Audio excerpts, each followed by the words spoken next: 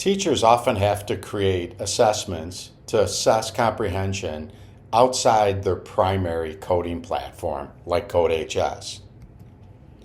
Quiz creation is a time-consuming activity for teachers, particularly if you have to create 2 to 3 quizzes to support academic integrity in one of your class sections or across multiple sections of one course. AI can really help by generating a quiz or assessment on any CS topic. Let's look at a simple AI prompt to create a short quiz. Consider how you would modify this assessment or ask for several quizzes.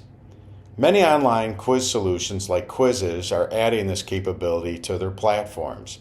You can accomplish the same functionality by just jumping into your favorite AI tool and asking the chatbot to create a quiz. Let's go look at how easy it is to create AI-generated quizzes.